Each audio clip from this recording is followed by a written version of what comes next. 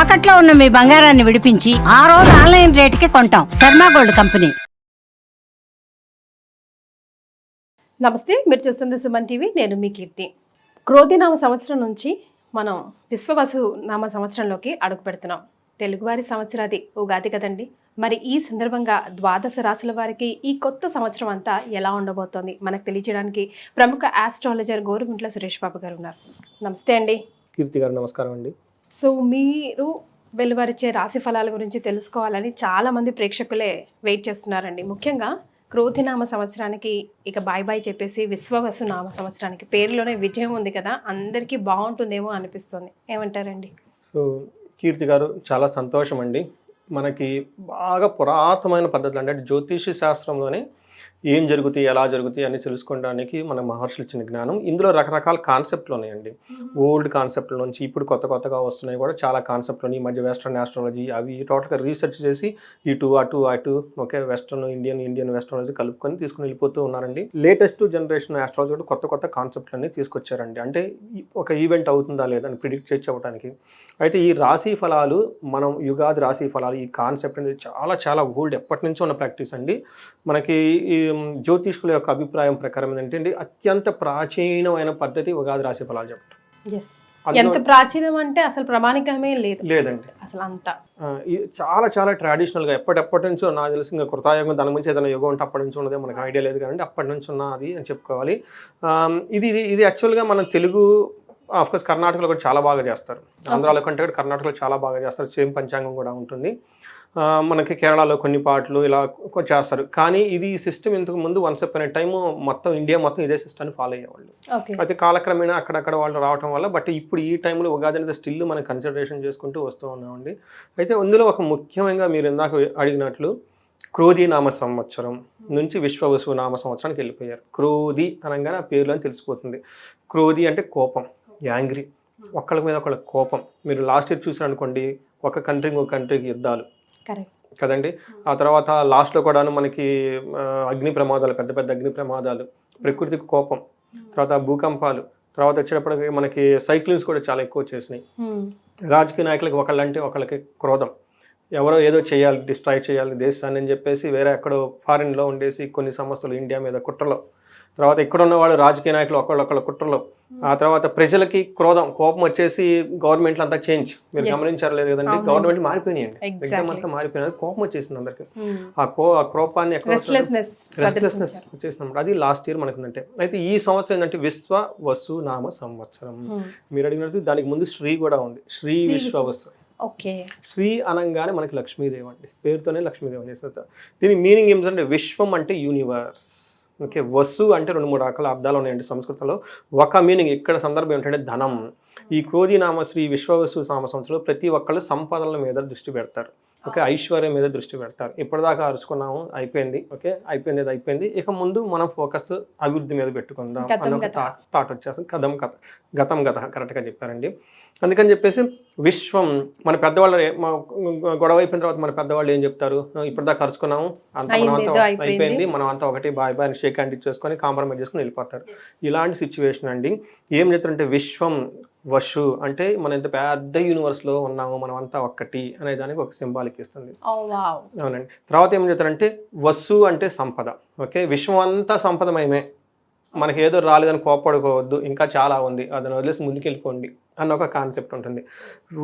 విశ్వ అంటే ఇంకొక మీనింగ్ కూడా ఉంది. వసు అంటే అందమైన అమ్మాయి, యంగ్ గర్ల్ అని కూడా చెప్తూ ఉంటారు అనమాట. ప్రపంచం అంతా బ్యూటిఫుల్గా ఉంది, ఎక్కడో ఏదో లేదని చెప్పేసి గొడవ పడవద్దు, అందరూ ముందుకెళ్ళాలనే ఒక సింబాలిక్తో ఈ శ్రీ విశ్వవసు నామ సంవత్సరాన్ని కాయిన్ చేసి మహర్షులు పెట్టారండి. దీని వెనక పురాణ గాథ ఏమిటంటే మనకి 60 సంవత్సరాలు ఉంటాయండి. ఈ 60 సంవత్సరానికి ఒక్కొక్క సంవత్సరానికి ఒక్కొక్క పేరు ఉంటుందండి. ఈ పేర్లు 60 నారద మహర్షి యొక్క సంతానం. అవునండి, ఇది చాలా మంది తెలియదండి. సో నారద మహర్షికి సంతానం ఉంటారు 60 మంది. వాళ్ళు 60 మంది చనిపోతారు. చనిపోయిన తర్వాత నారద మహర్షి ఎప్పుడు నారాయణ అని జపం చేస్తూ ఉంటాడు. నారాయణ అని జపం చేస్తే నీకు నాకు పుత్ర సంతానం పోయారు, శోకం ఏంటి ఇది. అప్పుడు ఆయన చెప్తారు, మీకు ఈ రోజు నుంచి వాళ్ళు మళ్ళా బతుకుతారు, ఇంకెప్పుడు చనిపోరు వాళ్ళు. 60 సంవత్సరాలుగా వాళ్ళు కాలచక్రంలో తిరుగుతూ ఒక్కొక్క సంవత్సరాన్ని వాళ్ళు జాగ్రత్తగా చూసుకుంటూ ఉంటారు సృష్టిని. ఎందుకంటే ఈ సృష్టిని కాపాడాల్సింది. అంటే మనకంటే సృష్టి లయ కారణం అని చెప్తారు చూడండి.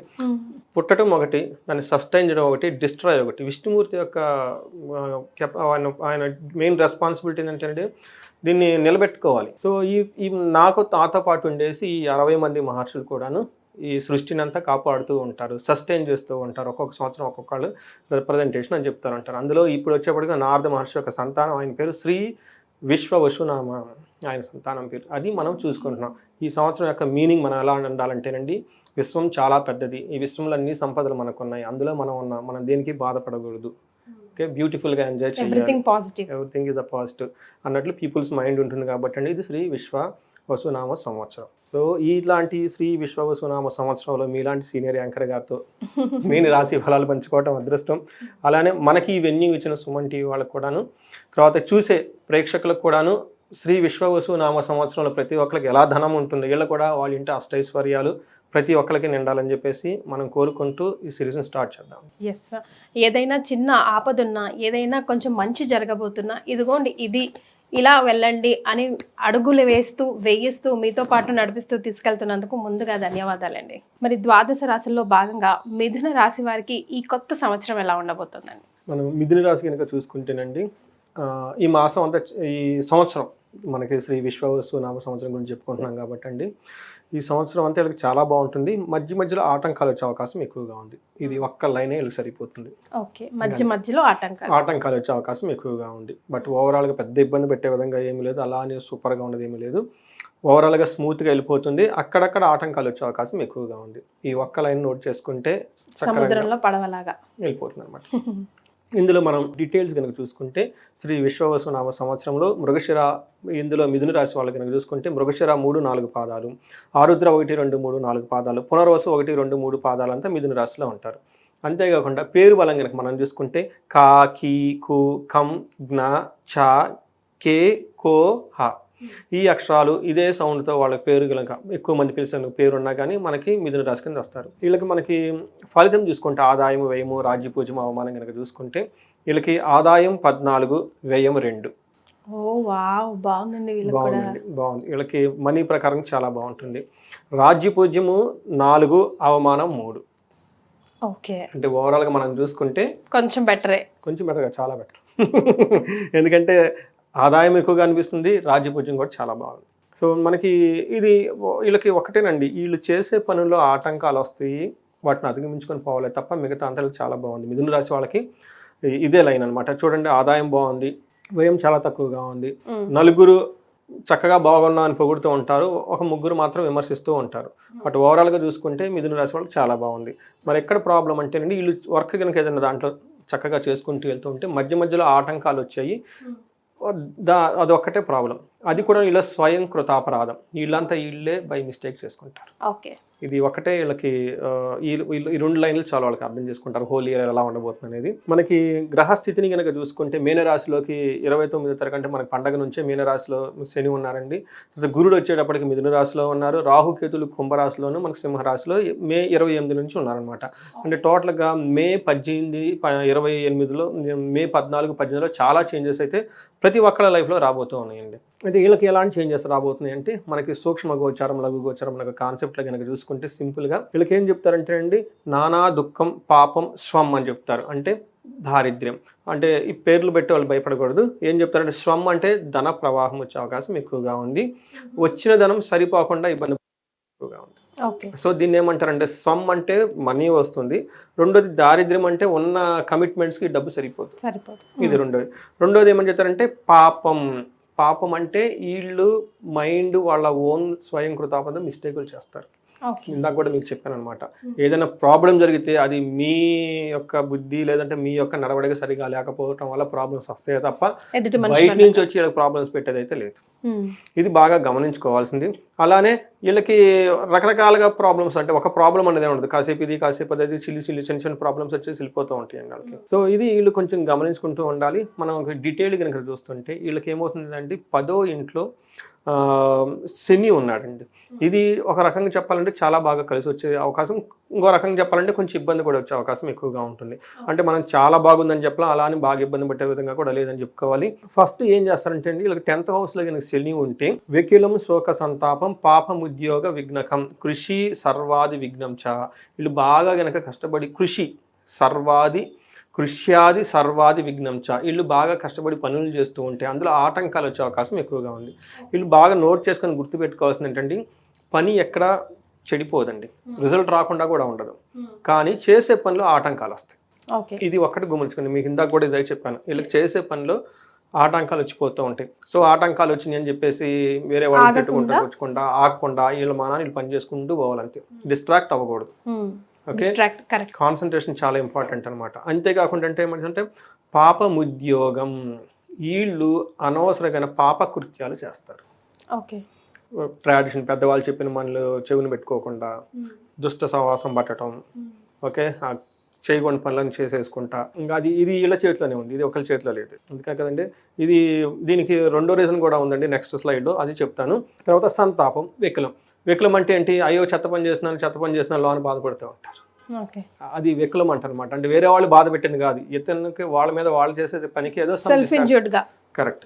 ఇది కాకుండా వికలం శోక సంతాపం, దాని గురించి బాధపడే అవకాశం ఎక్కువగా ఉంటుంది. అయితే విపరీతమైన ఖర్చు చేస్తారు, ఓవర్ ఎక్స్పెండిచర్, ఇంపల్సివ్ బయ్యింగ్ అంటారు చూడండి, అనవసరంగా ఖర్చు చేసేస్తుంటారు. డబ్బులు ఉన్నాయి 50,000 అనుకోండి, టక్కన ఏదో కొనేస్తావేమో లేదంటే ఏదో చేసేస్తారు అనమాట. ఆ డబ్బు ఉంచుకోరు, సరిగ్గా పెట్టుకోరు అనమాట. అంతేకాకుండా ఈ టైంలో కొంచెం ఉన్న ప్లేసుల్లో చేంజెస్ రావటము, భార్యకి లేదంటే భర్తకి హెల్త్ కాంప్లికేషన్స్ వచ్చే అవకాశం ఎక్కువగా ఉంటుంది, ఇది గమనించుకోవాలండి. తర్వాత గురువు, ఇప్పుడు మనం చెప్పుకుంది శని. గురువు కూడాను వీళ్ళకి ఫస్ట్ హౌస్లోకి షిఫ్ట్ అవుతున్నారండి. 12 నుంచి ఫస్ట్ హౌస్లోకి షిఫ్ట్ అవ్వడంతో మిథున రాశిలో ఉన్ననే గురువు ఉండటం వల్ల అది అంత మంచిది కాదు అని చెప్తారనమాట మహర్షులు. అంటే ఇది కొంచెం మిక్స్డ్ రిజల్ట్ అని చెప్పుకోవాలన్నమాట.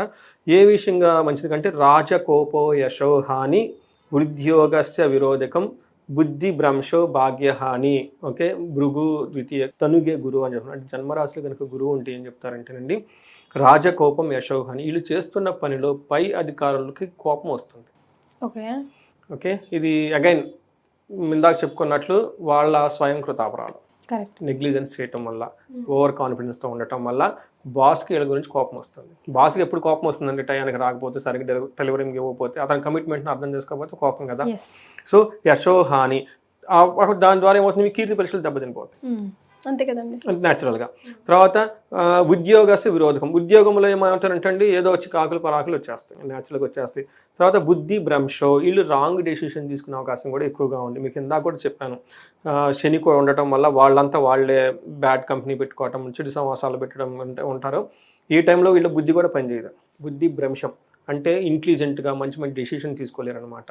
సో ఎవరిని పడితే వాళ్ళని నమ్మటం, ఎవరిని పడితే వాడు వెళ్ళిపోవటం, ఏదో చెప్పిన దాన్ని చేసుకోవటం, ఆ తర్వాత వీళ్ళు ఇబ్బందులు పడే అవకాశం ఎక్కువగా ఉంది. కాబట్టి వీళ్ళు కొంచెం జాగ్రత్తగా ఉండాలి. అయితే వీళ్ళకి 5th హౌస్లో గురు దృష్టి ఉండటం వల్ల, 9th హౌస్లో కూడా దృష్టి ఉండటం వల్ల వీళ్ళకి పిల్లలు కనుక ఎవరైనా కనుక చూసుకుంటే ఈ టైంలో వీళ్ళకి వచ్చే అవకాశం చాలా ఎక్కువగా ఉంటుంది ప్లాన్ చేసుకుంటే. అలానే వీళ్ళు పిలిగ్రిమేజెస్ ఎక్కువ విజిట్ చేస్తారండి. ఓకే, తీర్థయాత్రలు వెళ్ళటము, లేదంటే సముద్ర స్నానాలు చేయటము, గంగా స్నానాలు చేయటము, తర్వాత ఏదైనా అరుణాచలం లాంటి, తిరుపతి లాంటి పుణ్యక్షేత్రాలు ఎక్కువగా దర్శించేసి చూసే అవకాశం కూడా వీళ్ళకి ఎక్కువ ఉంటుంది. అయితే రాహు వీళ్ళకి మళ్ళీ 10th హౌస్ నుంచి 9th హౌస్కి రావటం వల్ల ఏమవుతుందంటేనండి, మనకి గో జీవ గజ నాశం ధనధాన్యాది కృషత్వం ప్రయాణ క్లేశ అని చెప్తున్నట్టు. అంటే వీళ్ళు 9వ ఇంట్లో కనుక రాహు ఉండటం వల్ల ఇది కూడా మంచి ప్లేస్మెంట్ కాదు. పర్టికులర్గా వచ్చేటప్పటికి ప్రయాణాలు చేస్తే బాగా ఇబ్బందులు పడే అవకాశం ఎక్కువగా ఉంటుంది. బట్ ఫారిన్ వెళ్ళాలనుకున్న వాళ్ళు కలిసి వస్తుంది. ఎవరైనా కనుక ఇమ్మిగ్రేషన్స్, వీసాల గురించి చూస్తున్నా ఇలాంటి వాటికైతే బాగా ఫారిన్లో ఉన్న వాళ్ళకి, ఫారిన్ కనెక్షన్ ఉన్న వాళ్ళకి రాహు బాగా కనెక్ట్ అవుతారనమాట. అయితే ఈ టైంలో వీళ్ళకి మనకి జీవ గజ నాశనాంశ అంటే వీళ్ళకి బాగా సపోర్టింగ్ సిస్టమ్ ఏమైనా కనుక ఉంటే, ఆన్లైన్ కానివ్వండి, ఎలక్ట్రానిక్ కమ్యూనికేషన్స్ కానీ, డివైసెస్ కానివ్వండి, ఈ టైంలో వీళ్ళకి సపోర్ట్ చేయవి. సో అన్ఎక్స్పెక్టెడ్ ప్రాబ్లమ్స్ వచ్చేసి ఇబ్బంది పడే అవకాశం ఎక్కువగా ఉంటుంది. సో కొంచెం వీళ్ళకి ఓవర్ కాన్ఫిడెన్స్ ద్వారా వీళ్ళు ధనం పోగొట్టుకోవటం, తర్వాత వాళ్ళకి కావాల్సిన విలువైన వస్తువులు పోగొట్టుకునే అవకాశం చాలా ఎక్కువగా ఉంటుంది. Okay, so almost mixed results ఇస్తున్నాయి అని చెప్పుకోవచ్చు. మరి నక్షత్రాల ప్రకారం ఎలా ఉందండి? నక్షత్రాలు చూస్తే మనకు కొంచెం ఐడియా ఉంటుందండి. మనకి మృగశిర, ఆరుద్ర, పునర్వసు 3 నక్షత్రాలు ఇందులో ఉంటాయి. మనకి ఫస్ట్ కనుక చూసుకుంటే మృగశిర నక్షత్రం వాళ్ళకి రాజ్యలాభం బాగుందండి. సర్వజన పూజ్యం, అందరి నుంచి చక్కగా గౌరవాలు మన్ననలు పొందుతూ ఉండే అవకాశం ఎక్కువగా ఉంటుంది. పరవాసము, ఎవరైనా కనుక ఫారిన్ వెళ్ళాలనుకున్న వాళ్ళకి చాలా చాలా ఫేవరబుల్గా ఉంది. మీకు ఇందాక కూడా చెప్పాను, రాహు కనుక 9వ ఇంట్లో ఉంటే వీళ్ళకి ఖచ్చితంగా ఫారిన్ వెళ్ళే అవకాశం ఎక్కువగా ఉంటుంది. వీసా కానీ, చాలా మంది నాకు ఈ మధ్య ఫోన్ చేసి అడుగుతూ ఉంటారు వీసా ఎప్పుడు వస్తుందంటే, ట్రంప్ ఎఫెక్ట్ లేదంటే ఏ ఎఫెక్ట్ ఐడియా లేదు కానివ్వండి, వీసా ఎప్పుడు వస్తుందండి, తర్వాత ఎక్స్పైర్ అయిపోయిందంటే మళ్ళీ వస్తుందా, లేదంటే నీ కంట్రీలో ఉన్న వేరే కంట్రీకి వెళ్ళాలి, ఈ కాల్స్ ఎక్కువ వస్తున్నాయండి ఈ మధ్య నాకు. సో వీళ్ళకి ఈ మిథున రాశి కనుక వాళ్ళు ఉంటే కనుక అలాంటి వాటి విషయాలు చాలా పాజిటివ్గా ఉంటుంది. తర్వాత ఆరుద్ర నక్షత్రం వాళ్ళు కనుక చూసుకుంటే రాజ్య సమాన సౌఖ్యము, చక్కగా హ్యాపీగా ఉంటారు. ఫారిన్ వెళ్ళాలి అనుకున్న వాళ్ళకి చాలా బాగా కలిసి వచ్చేస్తుంది. తర్వాత సర్వజన పూజ్యము, అందరి నుంచి చక్కగా గౌరవం రెస్పెక్ట్ అయితే పొందుతారు. అయితే ఈ పునర్వసు నక్షత్రం వాళ్ళకి అగైన్ రాజ సౌఖ్యము, రాజ్యలాభం చూపిస్తుంది. ఫారిన్ వెళ్ళాలనుకున్న వాళ్ళకి చాలా బాగుంటుంది. తర్వాత సర్వజన పూజ్యము, అందరి నుంచి బాగా గౌరవం, డిగ్నిటీ, మన్నన వీళ్ళకైతే వచ్చేస్తుంది. అయితే ఈ పునర్వసు నక్షత్రం వాళ్ళకి జూలై నుంచి ఇయర్ ఎండ్ వరకు భయపడే సిచ్యువేషన్స్ వచ్చే అవకాశం ఎక్కువగా ఉంటుందండి. ఇది కొంచెం కేర్ఫుల్గా ఉండాలి. ఫర్ ఎగ్జాంపుల్ అండి, ఇవి కూడా కేతు రిలేటెడ్ అండి. కేతు వచ్చేటప్పటికి వాళ్ళకి ఇంటర్నల్గా సెల్ఫ్గా వాళ్ళ గురించి వాళ్ళకి ఏదో ఒక భయపడే అవకాశం ఎక్కువగా ఉందన్నమాట. వీళ్ళకి కేతు గురించి ఎక్కువగా ప్రాబ్లమ్స్ వస్తాయి అన్నమాట. ఓకే, మనకి మే తర్వాత రాహు వల్ల వీళ్ళకి రోగాలు వచ్చే అవకాశం ఎక్కువగా ఉంది. ఎవరైనా కనుక సర్జరీస్ కానివ్వండి, ఐ డిసీజెస్ కానివ్వండి, కొంతమంది హార్ట్స్కి స్టంప్స్ వేసుకోవటం కానివ్వండి, లేదంటే కిడ్నీకి సంథింగ్ ఏమైనా కనుక హెల్త్ కాంప్లికేషన్స్ ఇంతకుముందు ఉంటే వీళ్ళు మే లోపే ఇవన్నీ చేసుకుంటే మంచిదండి. ఎందుకంటే మనకి ఉగాది మార్చిలో వచ్చేస్తుంది, ఉగాది రాశి ఫలాలు కాబట్టి. ఇంకా మార్చ్ అంతా ఉంది, తర్వాత ఏప్రిల్ అంతా ఉంది. ఈ 2 monthsలో ఎవరైనా కానీ సర్జరీలు కానీ ఇంకోటి కానీ ఉంటే 1-2 సార్లు ఈ టైంలోనే అన్నీ చేసుకుంటే డాక్టర్ని కలిసి డయాగ్నోసిస్ చేసేసుకొని పోస్ట్పోన్ చేసుకోవద్దండి. మే తర్వాత వీళ్ళకి ఎక్కువ అయ్యే అవకాశం ఉంది కాబట్టి ముందు చేసుకుంటే బెటర్. ఓకే, ఆ తర్వాత టైం వీళ్ళకి సరిగా కలిసి రాదండి. రైట్. మరి వీళ్ళకి పరిహారాలు ఏం సూచిస్తారండి సురేష్ బాబు గారు? వీళ్ళకి పరిహారాలండి, యాక్చువల్గా ఏ గ్రహం చక్కగా సపోర్ట్ చేయట్లేదు, ఏ గ్రహం అంత పెద్దగా ఇబ్బంది పెట్టట్లేదు. సో వీళ్ళకి ఎక్కువగా మనకి గరికతోటి, ఓకే, గణపతి అథర్వ శీర్షం అని ఉంటుంది. ఇది వేద మంత్రం, కానీ బయట ఆన్లైన్లో నేర్చుకోవచ్చు. ఇది చాలా మంది నేర్పుతూ ఉంటారు. గణపతి అథర్వ శీర్షం అని చెప్పేసి వెరీ వెరీ పవర్ఫుల్ వేదిక్ మంత్ర ఇది. ఇది మీకు కరెక్ట్గా ఒక 15 లైన్లో ఏమి ఉంటుందండి. ఇది చాలా చాలా పవర్ఫుల్. వీళ్ళకి ఈ రాశి వాళ్ళకి చాలా చాలా యోగ్యతను కూడా ఇస్తుంది. సో వీళ్ళు గణపతి అథర్వ శీర్షాన్ని గనక భక్తిగా గనక చాంట్ చేయగలిగితే, ఆ తర్వాత మంత్రం చదివిన తర్వాత ఎర్రటి పూలు, మందార పూలతోటి గనక పూజ గనక చేసి, తర్వాత మనకి ఒక రాగి చెంబులో నీళ్లు, అందులో గరిక వేసుకొని ఆ గరికతో గనక గణపతికి మనం ఏమని చెప్తారు, అభిషేకం. సూపర్. గణపతికి అభిషేకం, చిన్నది గణపతిది మూర్తి పట్టుకొని ఒక రాగి పళ్ళెంలో, ఇత్తడి పళ్ళెంలో పెట్టేసుకోవటం. చిన్న చెంబు ఉంటుందండి బయట గరికది, రాగిది, అందులో రాగి గరిక వేయటం, నీళ్లు పోయటం, ఆ నీళ్లు భక్తిగా చేయటం. తర్వాత గణపతి అథర్వ శీర్షం నేర్చుకోవాలి. నెట్లో దొరుకుతాయండి, ఫ్రీగా కూడా నేర్పితే వాళ్ళు ఉంటారన్నమాట. అది చాలా సింపుల్గా ఉంటుంది, అందరికి తెలిసే ఉంటుంది. ఇది గణపతి అథర్వ శీర్షం ఈజీగా, అంటే కొంచెం వేదిక్ స్టైల్లో ఉంటుంది. దీర్ఘం తీస్తే మామూలుగా ఉండేది కాదు, బట్ నేర్చుకోవచ్చండి. నేర్చుకుంటే ఇది పిల్లలకు కానీ, పెద్దవాళ్ళు, ఈవెన్ లేడీస్ కూడా ఈ మధ్య చాలా మంది, అంటే కొంతమంది ఏమంటారంటే వేద మంత్రాలు లేడీస్ చదవకూడదు అంటారు. బట్ ఇప్పుడు చాలా రిలాక్సేషన్ వచ్చి చాలా మంది చదువుతున్నారండి. మనకి రుద్రం కానివ్వండి, గాయత్రి మంత్రం కానివ్వండి, ఉపనయనం కానీ, ఇవన్నీ లేడీస్ కూడా చేస్తున్నారు. కాబట్టి I don't think so ladies చేయగలనేది అయితే అన్నాం, బట్ లేడీస్ కూడా నేర్చుకుంటున్నారు చాలా మంది. వాడు కూడా చక్కగా ఆన్లైన్లో నేర్పే ఉన్నాయండి. మనకి యూట్యూబ్లోనే చాలా వీడియోస్ ఉన్నాయి, చక్కగా మన శాస్త్రబద్ధంగా నేర్పే వాళ్ళు ఉన్నారు, ఎలా ప్రొనౌన్స్ చేయాలి ఏంటి అని చెప్పేసి. లేకపోతే బయట అక్కడే నేర్పుతారండి. అది నేర్చుకొని ఇది కనుక చేస్తేనండి అసలు వాళ్ళ లైఫ్లో మిరాకిల్స్ అండి. వెరీ పవర్ఫుల్ రెమెడీ అండి. దీనికి మీరు పెద్ద పెద్ద హోమాలు చేయటం కానివ్వండి, వేరే వాళ్ళ దగ్గరికి వెళ్ళటం కానివ్వండి, ఎందుకంటే వీళ్ళకి విఘ్నాలు ఎక్కువ వచ్చే అవకాశం ఎక్కువగా ఉంది. మనతంతా మీకు చూపిస్తున్నారు. రెండోది వాళ్ళే స్వయంకృత అపరాధం, వాళ్ళంతా వాళ్ళే పోయి బ్యాడ్ కంపెనీ పెట్టుకుంటూ ఉంటారు. కాబట్టి ఈ రెండింటికి the best and super most remedy ఇదండి. తర్వాత ఇంకా మనం ఎవరైనా కనుక చూసుకుంటే గురువుకి సంబంధించి వీళ్ళు మనకి గుంటూరు జిల్లా కోటప్పకొండ అని ఉంటుందండి. ఖచ్చితంగా అక్కడికి ఒకసారి కనుక విజిట్ చేసి వస్తే మనకి గురువు దోషాలన్నీ పోతాయి. అక్కడ ప్రతి గురువారము బృహస్పతికి ఉదయాన్నే హోమం చేస్తారండి సామూహికంగా. అది ఇక్కడ కనుక ఆ హోమం చేయించుకోగలిగి చాలా తక్కువ రేటు కూడా అండి. ఫీజు ఆ దేవస్థానం వాళ్ళు చాలా చాలా తక్కువగా పెట్టారు. వేరే చోట అయితే అది చాలా కాస్ట్ ఉంటుంది, చాలా చాలా లిమిటెడ్ అనమాట. అది కనుక ఆన్లైన్లో కానివ్వండి, దేవస్థానం వాళ్ళకి ఫోన్ చేసి, లేదంటే వాళ్ళు కనుక వెళ్ళేసి సంకల్పం తీసుకుని అది కనుక చేసుకోగలిగితే ఈ గురువు వల్ల ఉండే దోషాలన్నీ పోయేసి వాళ్ళకి చక్కగా ఉంటుందండి. సో ఇంకా ఎవరైనా కనుక ఇంకా వేరే వేరే ప్రాబ్లమ్స్ కనుక పర్టికులర్ ధనానికి సంబంధించి కనుక్కుంటే కుబేరు పాశుపత హోమం చేయించుకున్నా ఇంకా చాలా బాగా కలిసి వచ్చేస్తుంది. ఇంకా మనకి యక్ష రాక్షస పీడలు, తర్వాత ఏడుపులు, కుళ్ళు, ఈ దిష్టి ఇవన్నీ ఉంటాయండి. వెనక నవ్వుతూ ఉండేసి వెనకంతా పోట్లు పొడిచేవాళ్ళు, చెరువులు బాధలు, ఇవి రకరకాల ఉంటారండి. అంటే అవి జాతకంలో కనపడవండి, వాళ్ళు ఎక్స్పీరియన్స్ అవుతారు. అలాంటి వాళ్ళు మన్యు పాశుపత హోమం కనుక చేయించుకోగలిగితే ఒక హాఫ్ డే మొత్తం వెళ్ళిపోతాయండి. సూపర్. సో ఇవండి వీళ్ళకి remedies. Right. Thank you so much Suresh Babu garu. నమస్తే. నమస్కారం అండి.